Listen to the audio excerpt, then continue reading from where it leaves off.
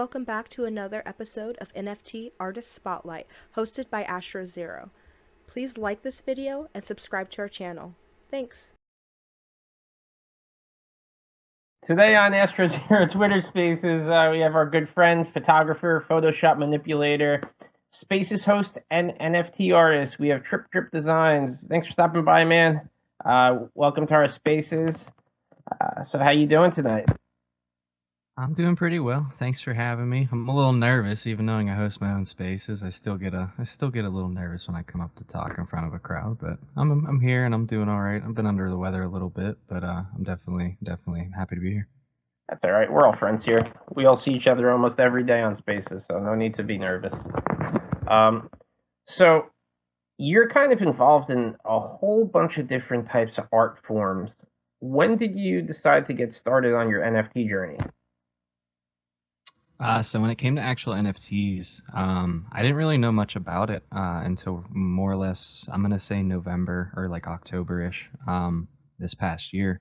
My one friend got me actually involved with it. His name is Tankus Art.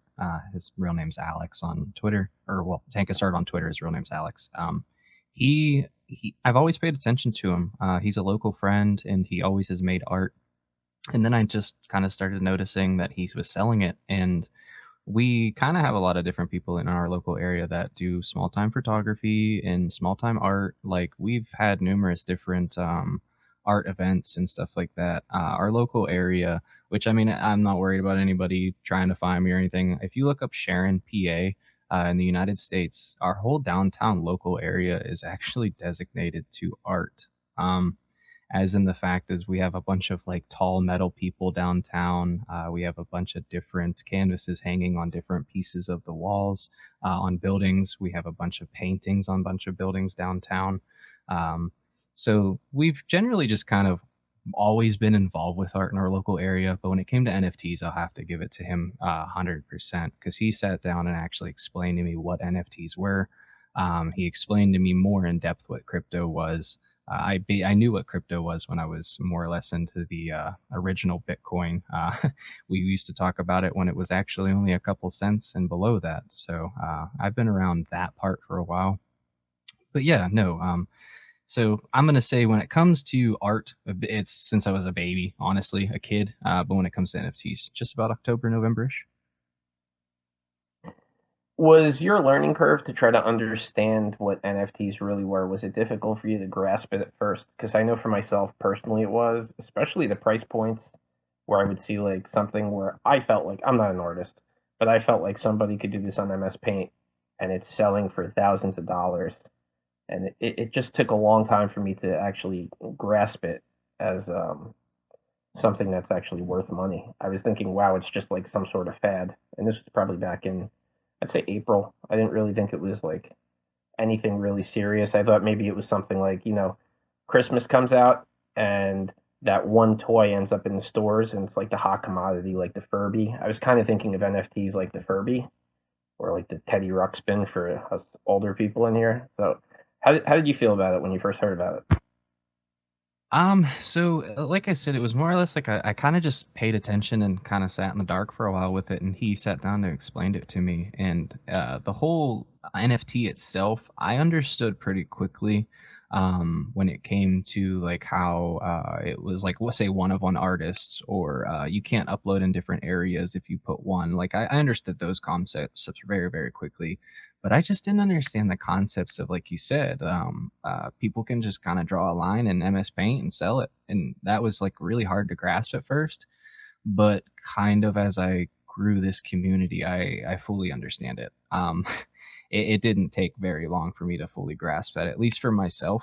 It came down to it's the people around you. It's the community itself. NFT is a community. NFT, at least to me, right? So NFTs are just people in the mass.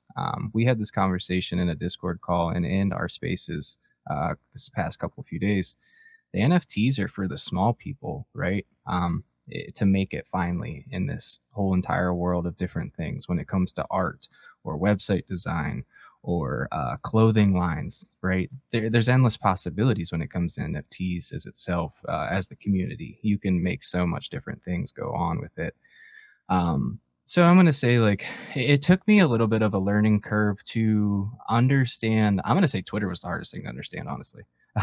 That was probably the biggest learning curve I had to jump into because I used to be a part of Twitter, but I didn't know how to use it, didn't really care for it. And once I realized it was a very, very vital tool on how to connect with people and what you're doing specifically, I was like, wow, like that's a very powerful tool. Figured out how to use that, and I mean, we're still figuring stuff out every day with Twitter, clearly, especially me and my co-hosts and other people. We always are trying to figure out how to be seen more because we're just the little people still, right, in my eyes. Um, but yeah, no, learning curve definitely was there. I try to pick up stuff as quick as I can when it comes to learning curves, though. But yeah, no, I'm still learning. I can't say that I've learned I've learned everything because everything changes every day. But yeah, we're definitely learning every day and continuing to learn. Yeah, Twitter was definitely hard for me to get used to using. I have had a Twitter for several years, never really used it. This is a newer account that I made probably back in August or July. I can't even remember. And if it wasn't for Spaces, I probably still would have 100 followers or 80 followers or whatever it was. But being that Spaces opened up and I became a part of it, I mean, the amount of support and the amount of people that I've been able to connect with, crazy. Like I could never believe that I would be able to expand my following like this. Now, I don't really think of myself as like an influential person, but getting like 5,000 followers in like 3 months is pretty damn good. And you know, I just I don't get it. I still can't grasp like Discord, and I know that's a huge part of like the NFT space. That's something I have to start learning a little bit better with, and um, I don't know, maybe down the road. Like I said, I'm like getting close to 40, so it's tough for me to adapt to things like this. But Discord is definitely something that I gotta kind of tap into in the near future. So you cover like a whole bunch of different types of art styles. As I was saying earlier, I mean you have pixelated generative art. You have a whole series out on that with the Pixel Dudes. You do AI art. You do I guess it's like Photoshop rendering. The one collection that you have, the Figment of My Augments, is crazy to me. I feel like I'm doing drugs when I'm looking at it. Like it's really cool psychedelic type stuff. Um, so out of all of the types of art that you do, which one do you feel the most comfortable with when you sit down and start doing it? Oh, photography as well. I forgot about photography. So which one of them is kind of like your bread and butter? Oh man, most comfortable, I'll say it's not my bread and butter, but most comfortable is photography. It's just because I don't really go out and shoot with a lot of different people or kind of like have a crowd when I go and shoot. I just kind of go wherever. I'm a big person that goes and drives around. There's a couple people in the room that know every morning when if I last that long, and in the mornings I actually will go for a drive. I will hang out and I'll take my camera with me and I'll just kind of take pictures wherever I decide to stop and kind of listen to a couple songs. But that's why I put a lot of time and effort into that because it's kind of just like my self care thing. Um, there's just endless possibilities with photography, especially when you're driving around. You see something and you want to immediately stop and take a picture of it, or you want to pull over and, as dumb as this sounds, everybody in the room, please don't do this. Go stand in the road and just take as many pictures as you can because it's a view that you don't get very often, right? That's one of my favorite things about photography is seriously, if you ever have like a closed down road or a road that you know has no traffic, pull over. Make sure that you're looking for cars, but seriously, take a picture in the middle of the road and just like focus on the lines. It's no matter where you're at, it's going to come out beautiful. And just kind of sit down and resonate with that picture and just kind of look at it. But yeah, when it comes to that, I would have to say photography is my strongest point. I just don't advertise it as much and I don't push it as much because I've always thought of it just as a personal thing, and I never really thought that I could sell my photography. But yeah, I'm kind of working on that myself a little bit. I'm trying to burst out of that bubble with it. I think some of your photography is fantastic. Like the one that you have on here, a warm sunset. I think that's absolutely gorgeous. The way that the sun's rays are breaking like right over like the the cloud, over the tree line. Um, are most of your pictures taken locally? Do you travel out of state or out of the country and take any of them, or is it pretty much just all local where you live? All of the pictures that you're seeing in that collection are within 25 miles of my house. I travel, but not like that. And it's more or less just like I said, I just kind of drive around and, and kind of take pictures. There is a couple that I'm going to say we're a little bit farther away, maybe like 30, 40 miles away. Like the tunnel vision, for example. That's one that we went to an actual like broken down industrial park for my birthday. My friends were like, "Hey, we know you like photography. We found this cool place," and they actually it was one of those like blindfold me, take me somewhere they're not going to tell me, and it was this badass like industrial park. We ended up finding out that it was an old like furniture building, and what happened is the guy was like hoarding trash from the local city, and the city found out about it and shut them down. It was a weird concept, but now it's just nothing but greenery, graffiti, broken down walls. But yeah, everything's more local. And actually, that warm sunset, and I always say this with photography, there's always a story behind the lens, right? Or behind the view, the focal point. And it's actually one place I go a lot is with that picture. Um, I lost a buddy last year in a motorcycle accident, and that's actually the cemetery, and that's the church. It's literally right in front of his plot. So even like a lot of the bike pictures and stuff like that, they all have really big stories behind them. You just kind of have to sit down and talk with me to know what they're about. It's hard to type a lot of those stories out, but yeah, that place is beautiful every time you go there. I could probably send you another 100 to 200 pictures of me just kind of standing around there taking pictures of how beautiful it is. But yeah, kind of just to tell you what that story's or what that picture's about, where it's at, and it's a place I go very often. Very cool. What made you decide to put the photographs in that collection as offer prices as opposed to just giving them set prices? It says right at the top of that collection, it says just make an offer. What made you decide that rather than put like set floor prices at them? So originally they were just fully make offers, as in you could just click on it, make an offer. But Soma actually had asked me why they weren't for sale, so they had made me offers on them, and I told them it could be $1 or whatever you wanted to pay. And that's just because, like I said, I've never looked at my photography as like to sell it. So that's why I will say real quick, I do have a uh, floor set for them, but offer me whatever, or for those if you ever would like one, because that's not the actual price for them. That's just like I said, just to have a floor price out there for them. That's just really what it is. It's one of those things. I just kind of take pictures, like I said, because I like what I'm looking at, and I want to make sure that I can kind of get a chance to look at that again in my lifetime or something like that. And like I said, there's always a story or something behind it, and I always include that or try to tell that person what that story is about. Like even when Soma picked up two individual pieces, I kind of sat down and told them what the stories behind those specific pieces were. Like lower the lights. It was actually my one of my best friend's house. His grandmother's house. She hosts parties every Sunday for all of her friends, and they're above 70 to 80 years old and 90 years old. And the one day or every once in a while, they'll ask me to come over and take pictures. But the one day they happened to change all the light bulbs out, and they were having like an old school lower dim the lights party, and it was super badass, and it had like a bunch of wine and all these different candle lits, and it's a cool environment. You don't know what kind of stories you hear in that room, believe me with that one. So let's try to go through all of your collections that you have posted up here. Because I have it kind of broken down my question set for you per collection. Your Pixel Dudes collection that you have. Tell me about this project and what made you decide to do this. Like a pixelated, it looks like a generative project. I don't even know if you did a generative or if you did one by one. But what made you decide to make a project like that? So it is generative, but the layers are all handmade in Photoshop, and then more or less just kind of go through with different colors and change them out and stuff like that. I kind of went that route just because when I was new to the space, I seen a lot of different generative projects, PFPs, and stuff like that.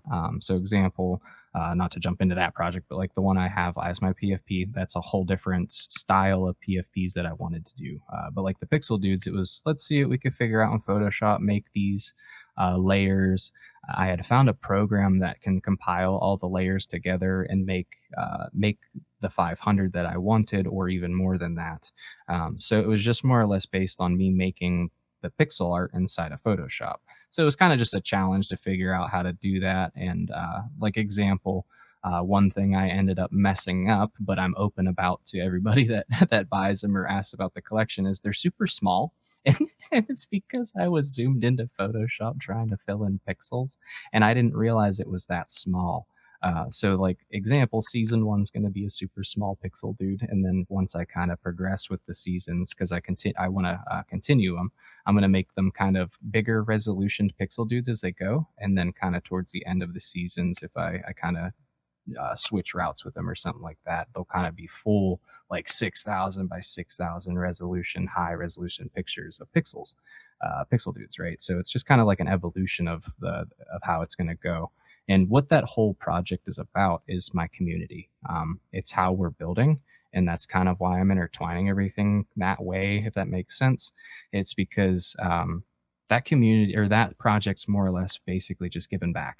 Anybody that kind of buys those, they're fairly cheap. I collect the ether, and then as soon as I go ahead and get enough to buy into a different project, a lot of the people that come into my spaces, I'm always on their OpenSea, checking out their links, checking out their projects when they come up and talk and stuff. So if it's something I like, I click buy and don't even think about it, right? Because that's that's what that project's specifically for. And then I'll go ahead and post about it, tag them in it, and kind of get them more of like a natural, or I call it organic flow with their Twitter as well. Yeah, so I have a lot of different kind of plans of how I use that collection, but it's more just for my community. It's more to give straight back to my community and stuff like that.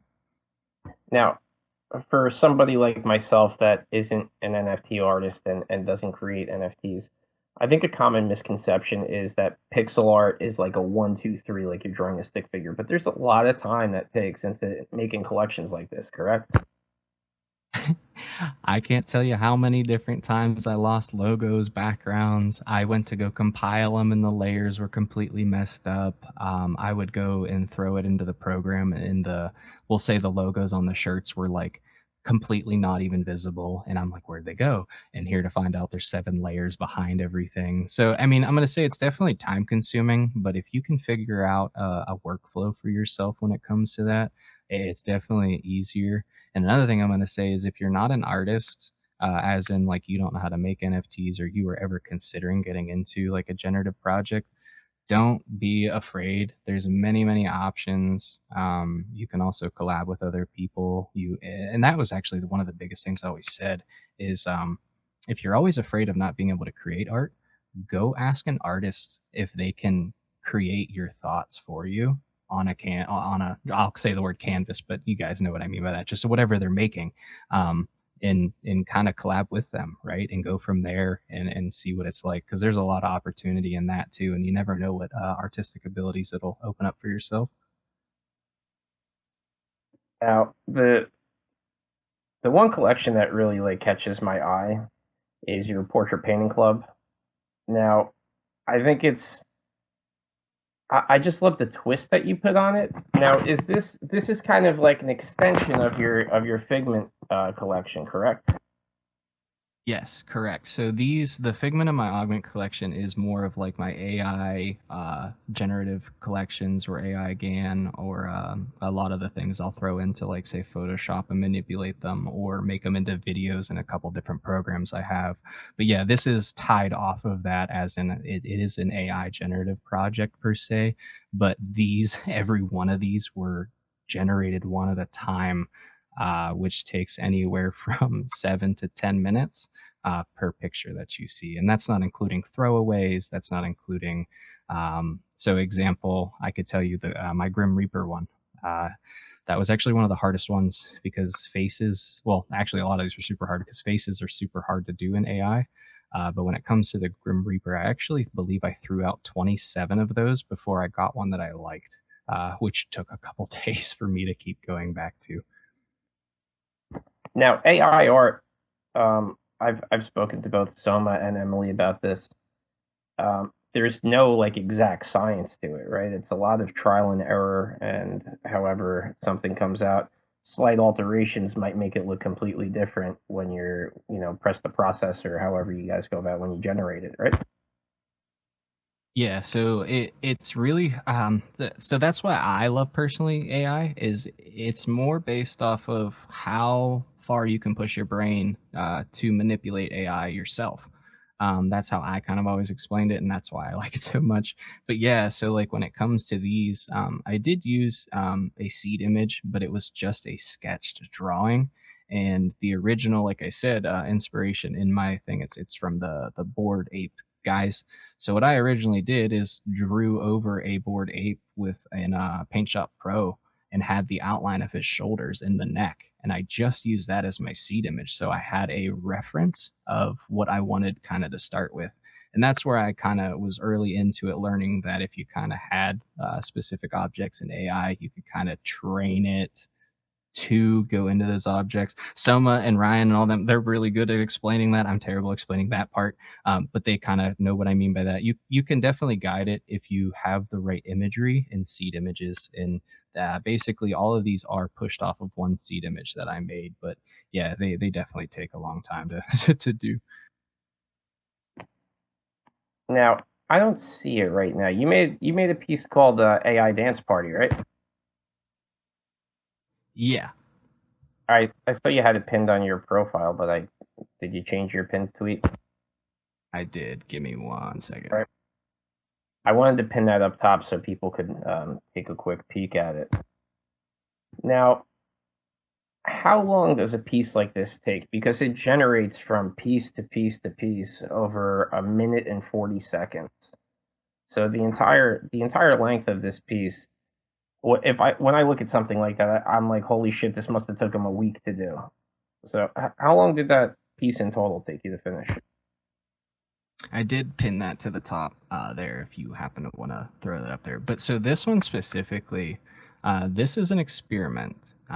This I have probably like 15 different videos at the moment on my computer of these. This was just the best one that I could come up with, and royalty free song and copyright free song and stuff like that. So the song is not mine. I do have that, I believe, on the OpenSea link and stuff like that, to where you can find the song too, just if you guys ever wanted to. But so this one specifically, I will say, was it wasn't cheap to make. I actually paid to an extent to make this one. We're experimenting with Google Collab, and we actually ended up finding out if you pay for Google Collab Pro Plus, it actually bumps up all of the options inside of Google Collab when you're doing AI. And this was actually one of the random options we found, just kind of Googling a bunch of different stuff. And yeah, you can do this for free with Google Collab. It just takes a hell of a long time. I think a normal piece, this one would have taken about anywhere from 6 to 8 hours. With the Google Pro Plus, this only took, I believe, 30 minutes. Oh, well, that's a lot quicker than I was expecting. Um, yeah, I was pretty shocked when I saw it. I clicked on it and then it just kept going and it just kept morphing into different things. And so I was going to bring up to you about the music. So I heard the song before in the past. I used to listen to a lot of dance music. I guess I still do a lot of electronic dance music. And I heard the song and I couldn't pinpoint it in my brain where the hell that song was coming from. So I had to download Shazam on my phone and play the song through my phone to figure out what it was. And then I saw that it linked to, I think the artist is Infraction or something like that. And it was a royalty free song.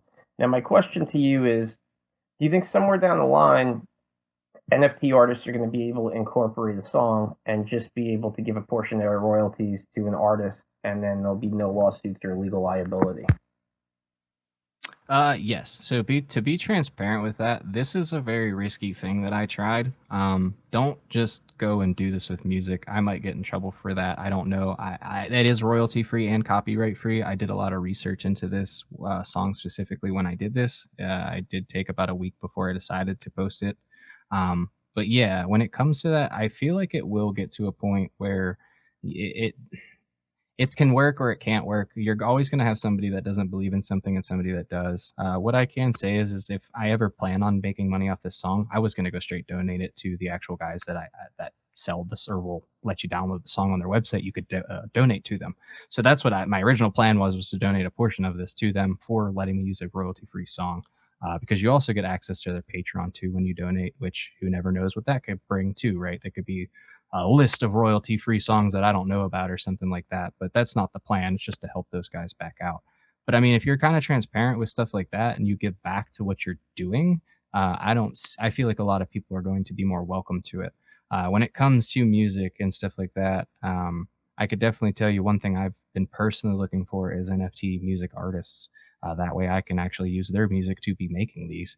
And that way it's actually just more transparent of a copyright free or royalty free, or it's just a collaboration project, or if they would like me to make the video for them and give it to them to post, that's the kind of stuff I'm interested in. But that's just the transparency of it. Like I said, if you work with people in that kind of aspect, I feel like it would definitely go along a hell of a lot easier. Excuse my language. But when it comes to the other end of it, I can guarantee you that there's going to be some people that are like, you even include one word of my song, we're going to figure out whatever we can to pretty much come after you. Or if it comes down to copyright laws, I'm sure they could figure something out when it comes into the NFT world on that aspect. I don't know too much about the NFT sides of copyright. I just know that if you apply the other real world sides of it, like I said, just look up your laws, look up what you're doing, make sure you're paying attention to your royalty free, copyright free assets, and make sure you do the research in the asset. Because that song from them is, it's originally, the beat is from another song as well. So the guy actually remixes his own music and then he makes them assets, the assets free or royalty free and copyright free. So a part of that is from another song. I can't remember the exact song, but it's just like I think it's the out to himself. So that's why I think he also makes them royalty free and copyright free, is because he does the kind of the same process as well from his end. So, what made you decide to start minting on Polygon?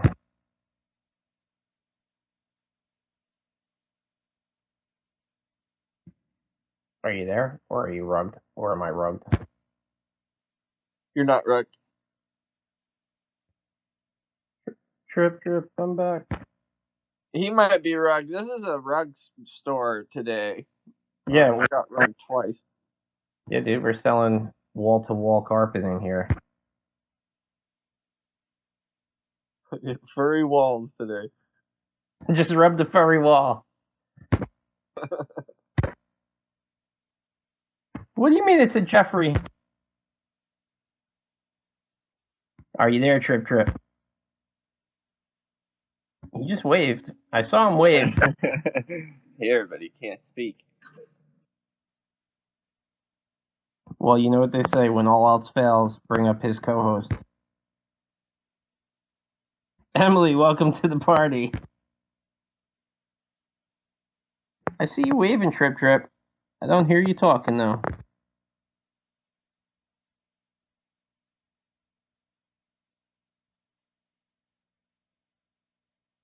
I'm going to drop you down to listener, and then I'm going to try to bring you back up.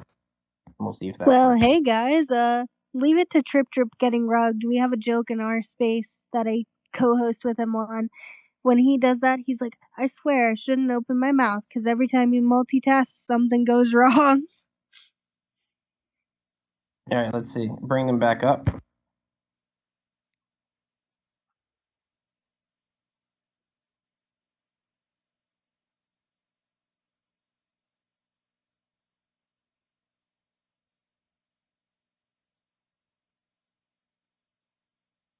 He's connecting. I saw him emote, but that's all I got. He's connecting. We'll see what happens.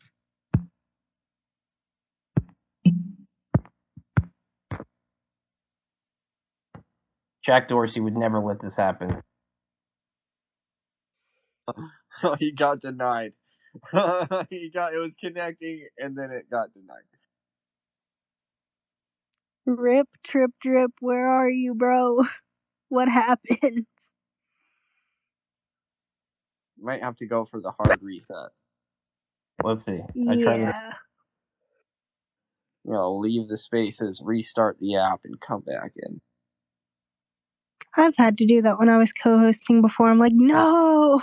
I just had to do it just like 2 minutes ago. Yeah. Come on, Trip.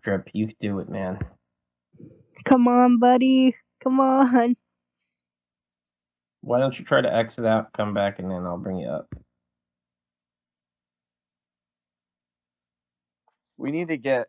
So there's an app that you can get where you can run Twitter Spaces on your computer. Did you know that?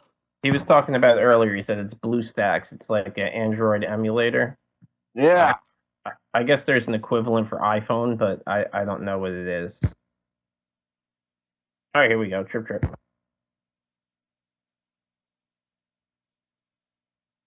No rug.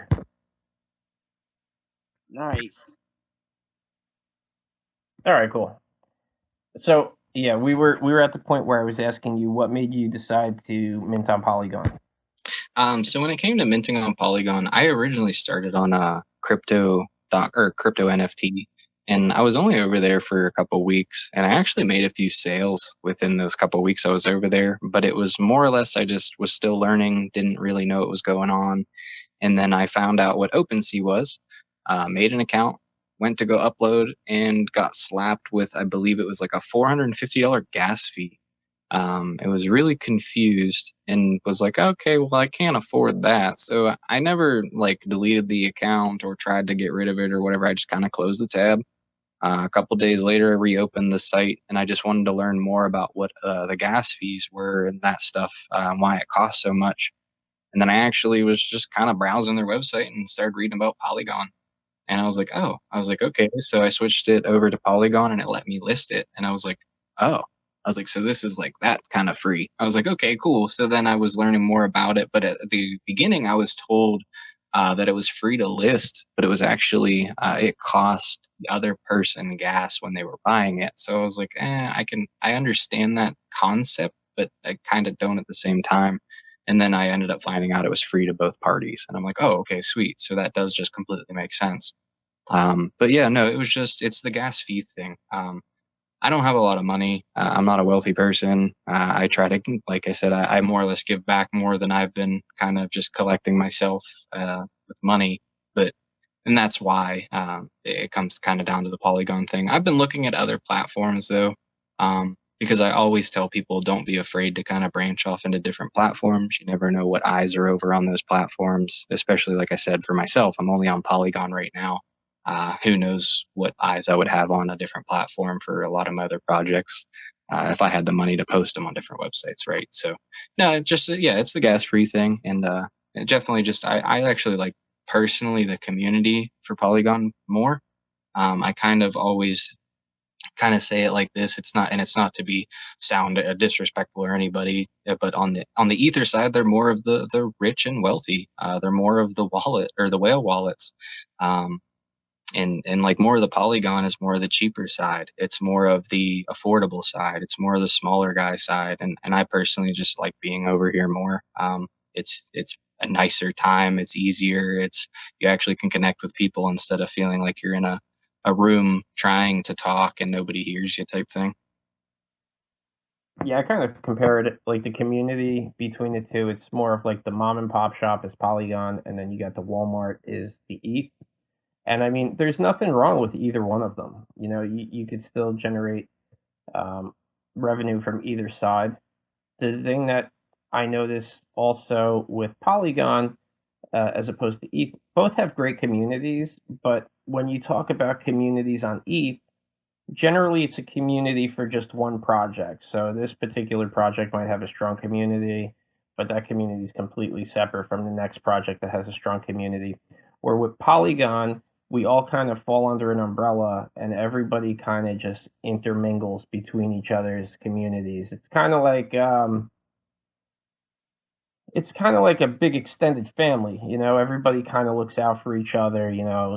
Trip's community might intermingle with Emily's community who might intermingle with Troglodyte's community and so on and so forth. And it's refreshing because there's always new faces when you're talking to people, and it's nice. So like going into the community aspect, let's talk a little bit about your Twitter Spaces. Tell me about when your Twitter Spaces is on, and what your show is about, what kind of topics you guys cover. Just give me a little bit of a rundown of what it entails. So yeah, our Twitter Spaces run 11 p.m. to 1 a.m. Eastern, and the first reason I originally did that is because it was just a time that was more or less available, and I knew there was a lot of people that didn't get the chance to talk during the day because they were either asleep or just in different time zones or whatever else, or working. And I'm like, all right, well, I want to hear what those people have to say too. So that was a big part of it. And that's more or less what our community is based off of, is just each other. We're always in there talking about projects, how to push your project further, how to or just even unfold your project to the next level, right? Thinking outside the box is something I always say really heavily in my space. That's because you never know what you can do if you start thinking outside the box. But that's what our space is full of, is just knowledge, pushing people, trying to get them to come back because they have more ideas and they can share those ideas with others to hopefully push their projects even further. And I'll tell you what, that has been one of the coolest things that has been a part of the space, is that has been the most successful part of it. And seriously, I can't tell you how many people come in and out of that space with knowledge, or in and out of that space asking a question, and they left with either the answer or the problem fixed immediately. For example, we had a person come in the other day, and I guess they had posted on OpenSea for Ether, and they were really upset about that because they were talking. They came in, they're like, "Well, it's going to take me like another month or two to figure all this out, and I don't know what I'm doing." And we ended up figuring out the issue within like 20 minutes, and he ended up actually getting everything up for sale the next day. And then he actually sold about 3 or 4 of those pieces immediately. So it was like that. That to me is just incredible. We've had other people come in, which I know some of you in the room are familiar with. His name is Viber. He's come in the first like few days of the spaces. It was actually the second day of the space that I ran. He came in, he talked, we vibed pretty good. He came back the next day and he dropped a collection right in the space, and he sold out within a few hours. And then he did that another time about a week or so later, and he ended up selling out even quicker. So like that kind of a thing to me is incredible. We're helping people sell out their collections. We're helping people be seen. We're helping people with their questions. We're helping people push further with all their projects, period. We've had people come in as 2D artists and leave as 3D artists. We've had people come in with 2D art and have their art leave as 3D models, and people didn't ever think that was possible. So that's just kind of what we do, is we try to just continue to make things better for everybody else around us. And one thing I will say is I've been called a leader recently, and I don't really like that. Not necessarily that word, I guess, but it's just I don't consider myself a leader because I don't like people behind me. I like everybody beside me.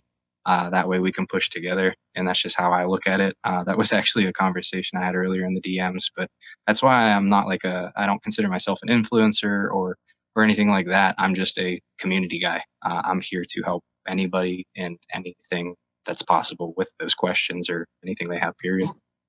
It's kind of crazy how spaces, by helping other people, it helps your project out itself without even trying. There's really like a very altruistic way that these spaces work. You help the next person, and the next thing you know, it flows right back to you. It's like karma, instant karma almost, but in a good way. Not like the instant karma on YouTube where somebody does something stupid and then they slip on ice and fall down and get hurt.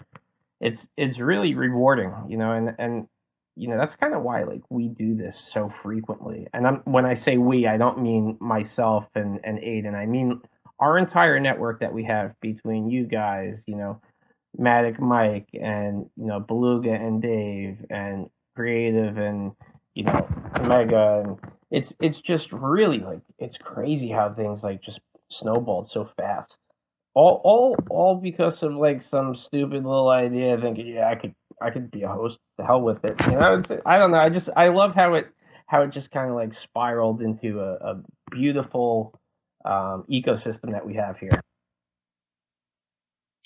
I 100% agree with that. And like to kind of tap off of that, that was like I was saying. I mean, don't get me wrong, I still get nervous when I come and talk into these spaces because that's just, I mean, that's just how I am. I have high anxiety and stuff like that. But no, I mean, I originally started with these spaces. I was in Belugas, constantly listening. I was there every day.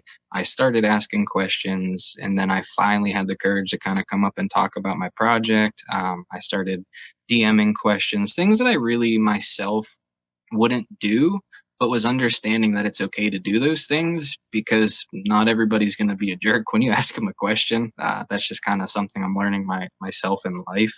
And like I said, a lot of these people don't understand how they've helped me along the way.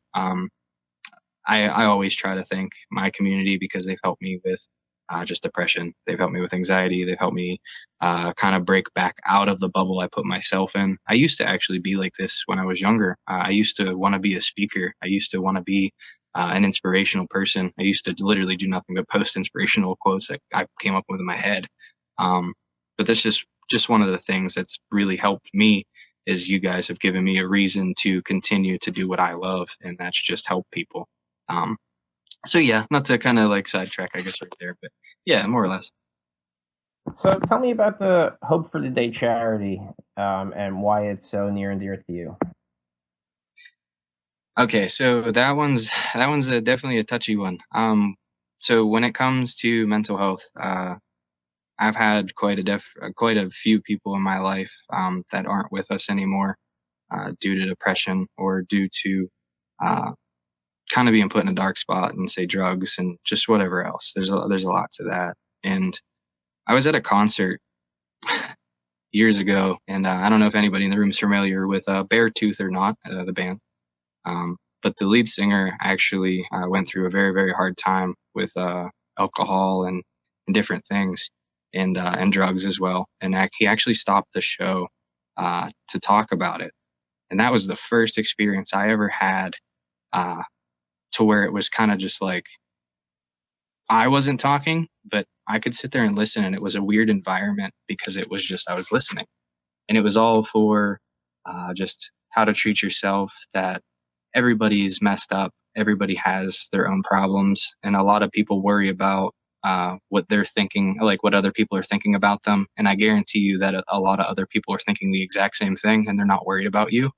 They're worried about what just other people are thinking, and that was just a heavy point that he made. And that was the organization that he followed and he started making donations to, and he ended up kind of backing. And it was more or less because a lot of those people in that organization saved his life when it came to talking and different things. And their slogan is "It's okay to not be okay." And that's just really much everything about that, right? It is okay to not be okay. You don't have to spend every day trying to be happy. You don't have to spend every day trying to do these things. Just let it naturally happen. Because you'll find more distress in trying to make yourself happy or make yourself do things, want to do these things compared to make yourself. Once you start wanting to do certain things like that, you're going to definitely notice it in your own features, your time scheduling, your different things. But I picked that organization due to that specifically. Like I said, it has to do with mental health. It was something that I followed. It was something that kind of inspirationally changed my life being there at that moment. We still kind of the group that I went with still talk about it, kind of like, wow, like something like that kind of changed our lives. And it was just an artist that does heavy metal music, but wanted to sit there and make sure that this whole crowd had their heads on straight. And if they didn't, they wanted to make sure that everybody at least had them on straight before they left. So that's just kind of how I treat a lot of my people in my community. I want to make sure everybody's in the right direction before I leave for the night or before we get to talk again, type thing. Sorry. Yeah, I'm not shy to admit that I struggled with drug and alcohol addiction a good portion of my adult life, from my teens into like early adulthood. And the hardest thing when I was starting my recovery was just being honest. And like where you said, going back to the part where you say it's okay not to be okay. Um, I caught myself a lot of times in early sobriety where somebody would ask me how I was doing, and my default was always, I'm good. Just because in my head I thought I was inconveniencing somebody by telling them my day is shitty, and there's nothing wrong with saying I'm having a bad day or I'm having a shitty day. It's what you do about that shitty day. Are you going to hold it in and just dwell on it? Or are you going to talk to somebody about it? Are you going to do something proactive and maybe something as simple as going for a run or jumping on an exercise bike or making a phone call? It's these little things that you could do that could really make a nice little, 180 in your crappy day to make it not the best day, but it can make it a little bit better. And that's all that we're striving for each day. We're just trying to do a little bit better than before each day. And it's super important. Like these mental health spaces, I've never personally struggled outside of addiction with anything like clinical depression or BPD or manic bipolar and things like that. But I can tell you, like, I was suicidal numerous times when I was coming off drugs and alcohol. There's been a lot of screwed up things going in my head, and it took a while to really just be honest with people and admit, like, things aren't really too great today. But when you talk about it, they just get a tiny bit better. And I always end up joining mental health spaces when I see them open, no matter if it's like 2 or 3 people or if it's 20 people or 50 people. Because sometimes maybe just me listening to that person and letting them get something off their chest will improve their day. So I think that's awesome that you really go and you're giving people a space where they can at least talk about what's going on.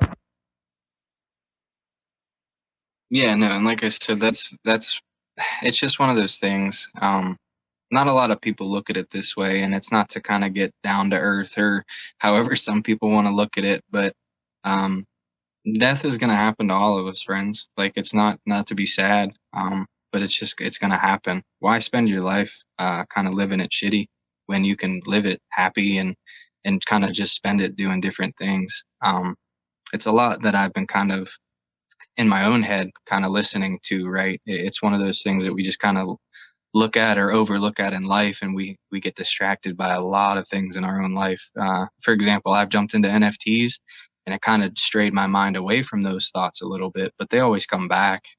But it's just a prime example. If you're busy enough, you don't pay attention to what real life is, or what life is going to become someday.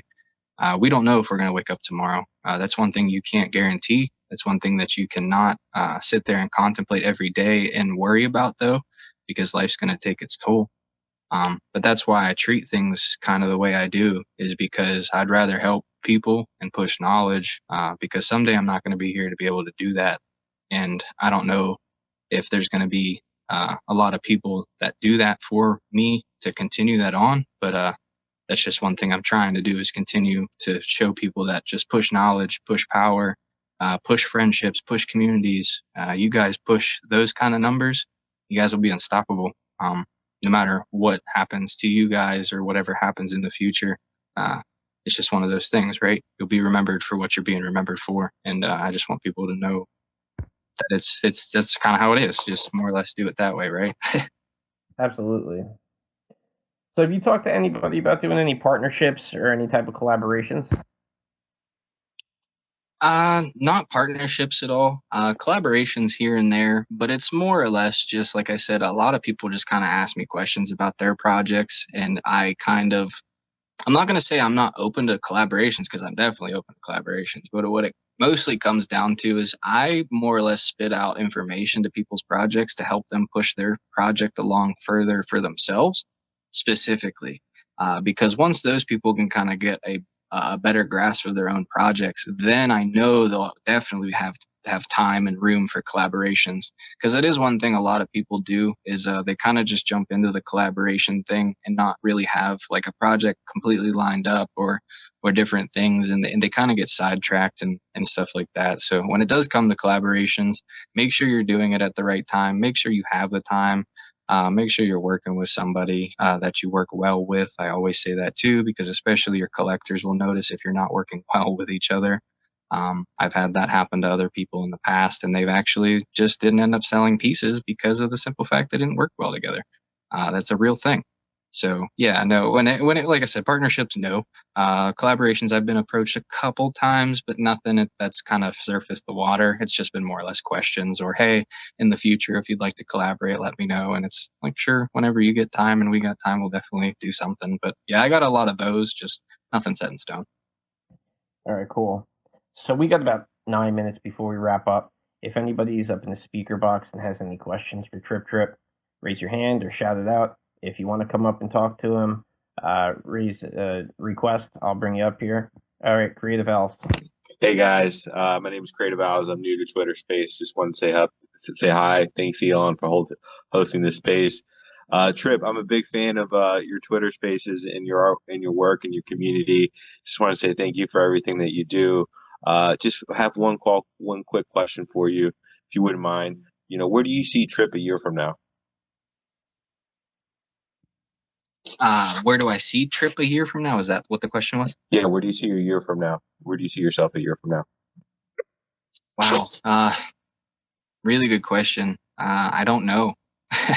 And that's kind of the excitement about this, I guess. I didn't even expect to be where I am today, let alone where I'm going to be in a year. I can tell you the plans I have is to definitely keep building the community, definitely push a lot more people, and definitely keep getting these smaller guys that come in no matter what follower count I have or whatever else or how many people are involved. I want to make sure I'm focusing on the little guys, especially since I know I'm going to be spending a lot of time on these little people now.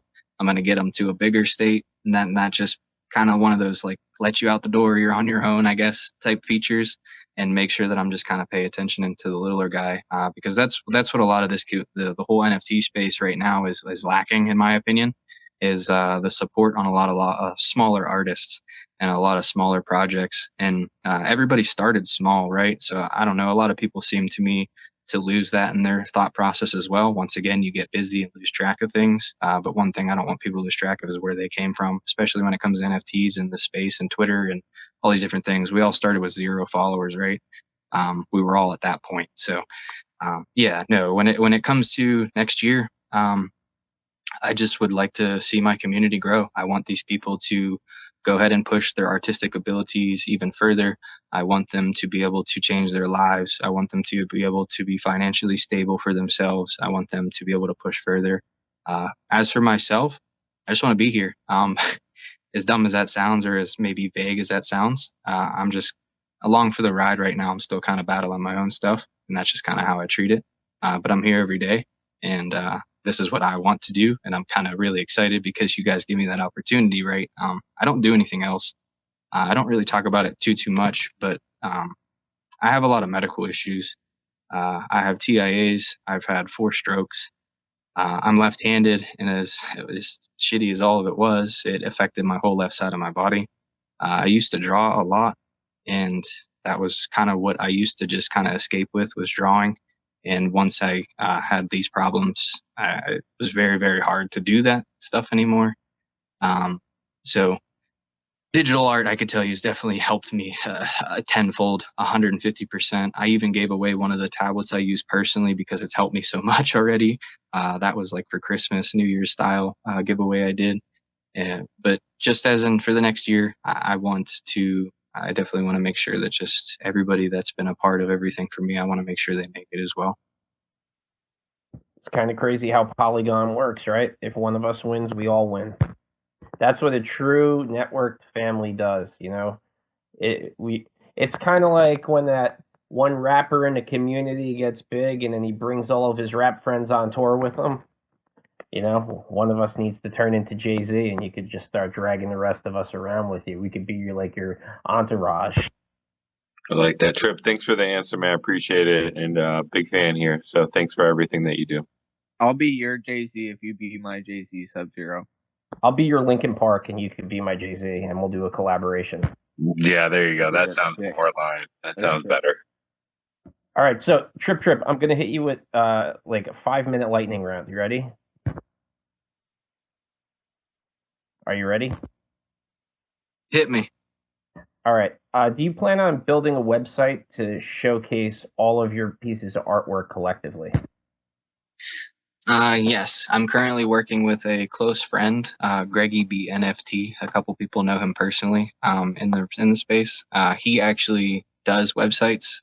He's a website developer. That's what he does as his job, and he does a little bit in Web3. I say a little bit, but he does a lot in Web3. I just know a little bit about it. But yeah, definitely in the future, I'm working towards that with him shortly. Is it difficult to market your artwork being that it covers so many different types of mediums? As in to get it all out there, yes. As in to naturally just continue posting about it, no. Because once again, if you get into a groove with yourself, it doesn't become tedious, and you don't want your work to ever become tedious. But yeah, more or less, just getting it out there can be hard to compile at first, but just get into the groove with it. Have you considered putting your artwork into a virtual gallery in the metaverse? Personally, yes, I would love to, and that's one thing I want to soon get involved with and take some time and kind of make my own galleries. But I actually have had some of my artwork hang in Creative Owl's galleries already, and I stood in there for hours and just kind of stood at it. I took screenshots and different things, so it was super cool to see. And it was definitely just one of those things I smiled about. But yeah, in the future, I would like to make my own gallery. But it was cool enough that I've had the opportunity to hang in others' galleries already.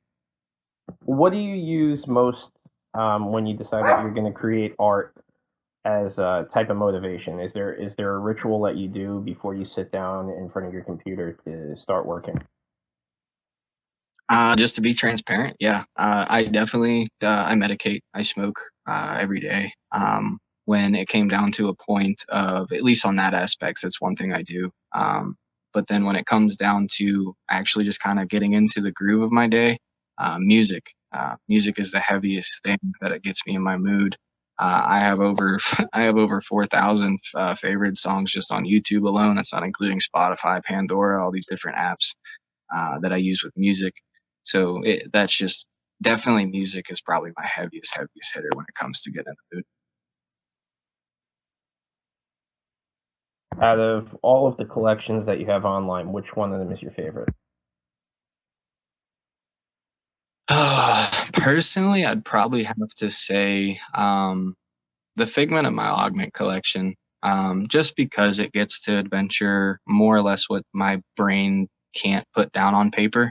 And that's what the cool aspects about AI art is you can still make art.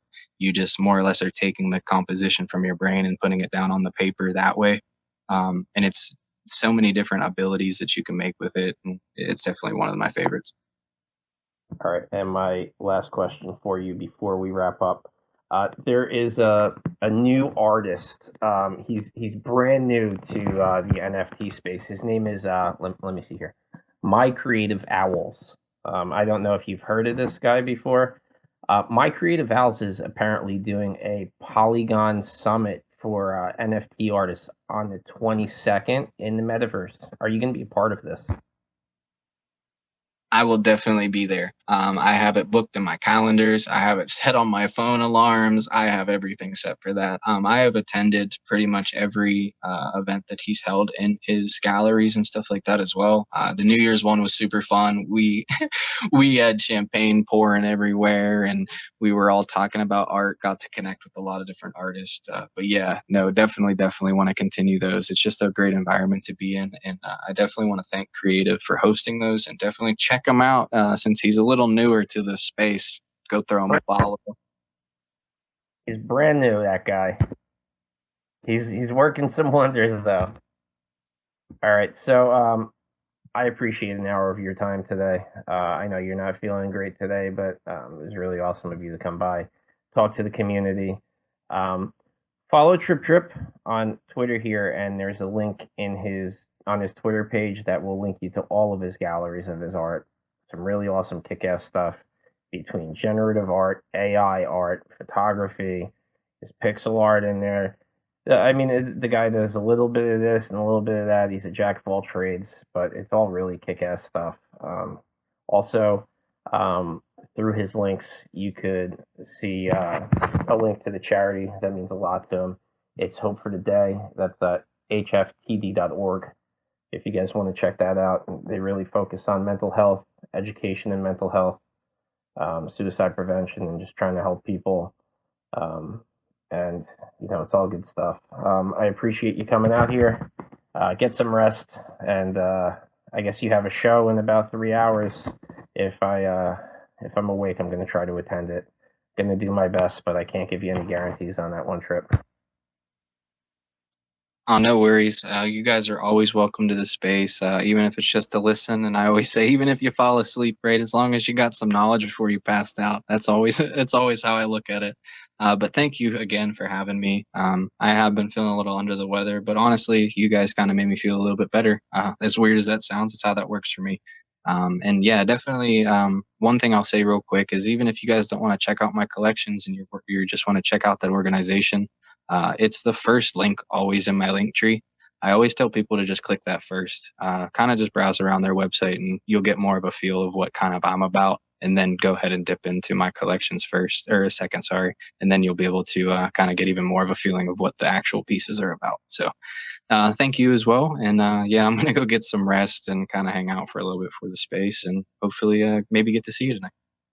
All right, man. Sounds good. Thanks a lot for stopping by.